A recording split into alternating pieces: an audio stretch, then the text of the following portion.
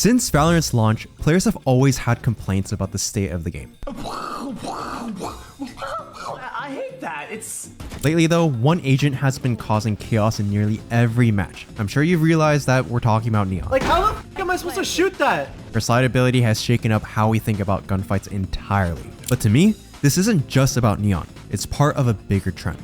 Valorant has been breaking the very rules that once defined its gameplay. Hey guys, it's Konpeki here, and today we'll explore how Riot has been slowly straying away from their principles and changing Valorant in ways that might be doing more harm than good. But before I dive into these habits, I have a huge announcement to make. You guys have seen in every single one of my videos a quick shout out for the Immortal Roadmap program that I've been running for the past 4 years. Because IRP offers over 100 hours of live hands-on help from world-class coaches, the program was only available for players in North America and EU who can invest enough time and resources to work with the best of the best. However, that all changes now, because during Black Friday, we're launching IRP Lite, which is a branch of the Immortal Roadmap program that gives you 24/7 private coaching across all regions. And to celebrate our launch, we're offering a 25% Black Friday discount with the code FRIDAY, so click the link in the description for more details on how to sign up. When it comes to the rules Valorant is breaking, naturally, agents play a significant role. In part, it's even the reason I'm making this video. That's because, in my opinion, the principles surrounding agent design have become increasingly frustrating. When an agent's abilities alter the core dynamics of gunfights, it can disrupt the perception of fairness and create an unenjoyable experience for players. Since Chamber's release, Riot has generally done a great job introducing agents without overwhelming strength or creating power creep. Many agents have successfully shaken up the meta and redefined how certain maps are played. Think about how Harbor shaped a large part of the Pearl meta while being relatively weak on other maps, or how agents like Fade and Gecko created an exciting initiator meta. However, this hasn't always been the case. Occasionally, agents like ISO are released and initially feel underwhelming or weak.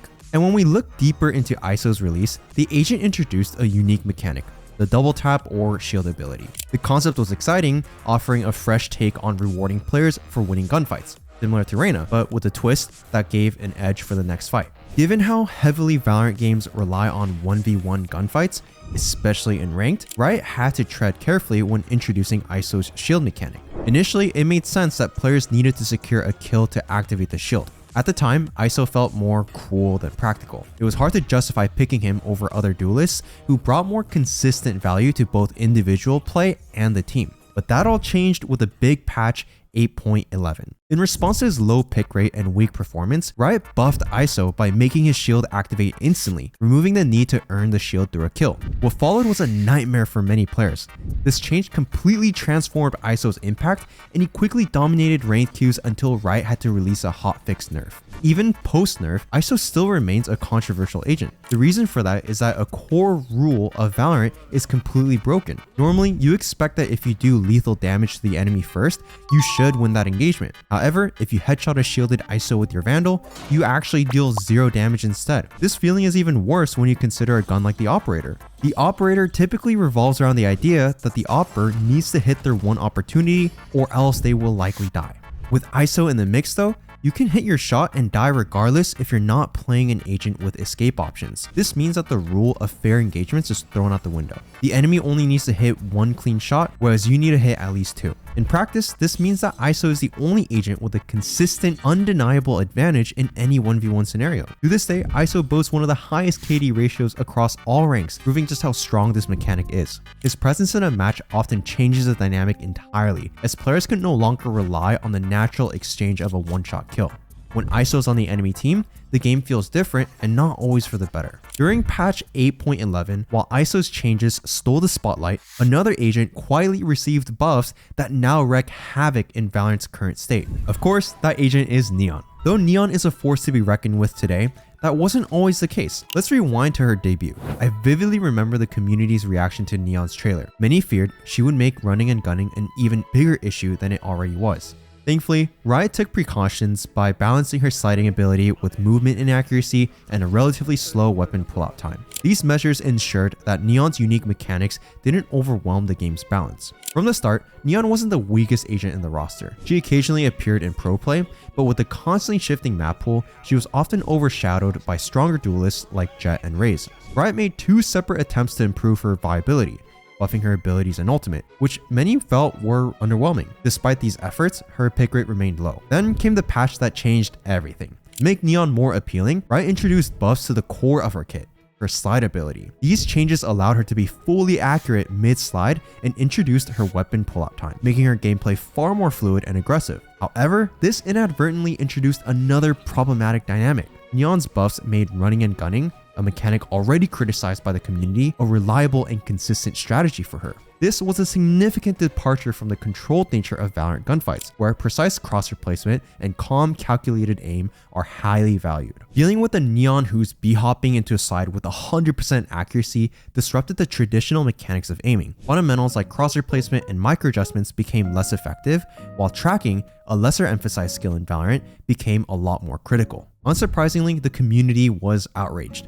Many players have voiced frustrations, calling for nerfs to Neon. Her gameplay is seen as chaotic, unenjoyable, and difficult to counter in 1v1 engagements. For many, these changes broke the fundamental rules of what makes Valorant's gunplay so engaging and skill-based. I think it's fair to say there's a bit of a trend here. When we look at Valorant agent releases after Chamber, Riot's initial design choices were spot on. When new agents were featured that could have problematic results, like Neon possibly promoting running gun accuracy, the devs made sure that the slide ruined accuracy to safekeep our beloved precise gunplay. When ISO brought shields to the game, Riot made sure not to go overboard with it so that one-taps or even guns like the Operator wouldn't get fundamentally broken. However, after a while, Riot seemed to panic. When an agent isn't played because making them stronger requires breaking the game, Riot makes these changes anyways because they're overly worried about the low pick rates. However, I'm not sure that pick rate balancing is worth it when you consider effects like unbalanced shields, increased run and gun accuracy, or even trips that are completely unbreakable if you're not playing the right agents. But are agents really the only instances where Valorant has broken its own rules? While this issue may feel more prevalent and frustrating in today's agent pool, I think it's worth revisiting the early days of the game to examine how Riot may have started out breaking their own rules in the map design. When the game was originally released, there were only 4 playable maps: Bind, Haven, Split, and Ascent. Although everyone considered each map to have its own unique gimmick, such as Bind having teleporters and Haven having 3 bomb sites, each map was typically very tame and traditional to how TAC FPS games were considered to be played. In most FPS games, including Valorant, the norm has always been about taking map control, getting entry picks on spike sites, planting the bomb, and then holding post-plant positions together on site. However, at the start of Valorant's meta, there was an exception to this rule, and it could be found on Haven's C site. Pro teams quickly realized that instead of taking risks by holding post-plant positions on site, it was actually more effective to reposition to C long. From there, they could spam the spike behind the cover of a smoke, especially because in Valorant, you can ping the bomb unlike Counter-Strike. While this strategy sometimes felt random, it often worked in the favor of the attackers. For defenders, dealing with this approach was a significant challenge. Utility like Molly's couldn't effectively clear out all of these positions in long or discourage spam, and pushing through the smoke to directly fight the attackers was an awkward and risky move. Adding to this strategy was the abundance of unnerfed utility at the time. Abilities like Sova's shock darts were cheaper and stronger, and ultimates across the board required fewer points to activate. Because it was so effective, this meta quickly spread into ranked games, becoming a go-to strategy for players in higher ranks, largely due to the use of lineups and the infamous post-plant playstyle that revolved around them. However, Riot eventually stepped in to curb this approach. They nerfed utility to make them less effective and more expensive, signaling a clear intention. They wanted post-plant scenarios to involve actual player engagements rather than guaranteeing the round wins through hard-to-counter offsite tactics. Everything seemed fine for a while, until map designs started to change with the release of Pearl. Since then, several sites have made it possible to replicate the Haven C site strategy. Notable examples include Pearl's B long, both sites on Abyss, and even Sunset's B site. Although Riot recently updated Sunset's layout to combat this issue, teams and game changers have proven that the strategy remains as effective as ever. This trend of sites being designed in ways that favor off-site play has been frustrating for many players, including pros like TenZ, who've expressed their concerns on social media about the current state of post-plants. Thankfully, the developers have acknowledged the problem, calling it an unwanted pattern, and have stated that they're working to address it.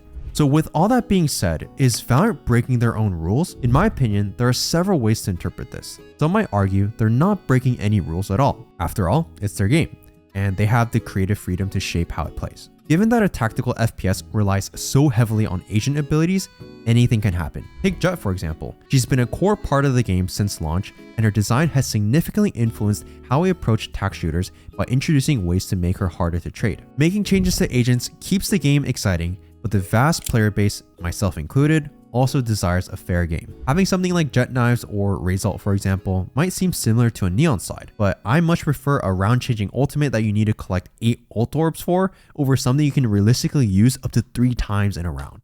What's important then is that Riot is actively working on solutions to address these issues and balance the game. It takes time to find the right adjustments and sometimes even a bit of experimentation. As of this video, it's already been announced that Neon will be getting nerfs, though we don't know the specifics of it yet. It might be similar to ISO's situation, where her slides will still be powerful but less frequent. We'll have to wait and see.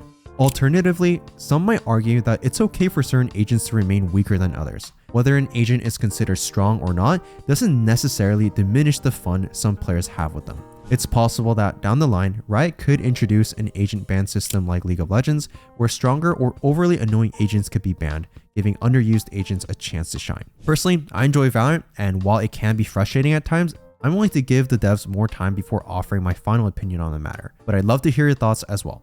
What do you guys think? Feel free to share your opinions in the comments below. Thanks for watching.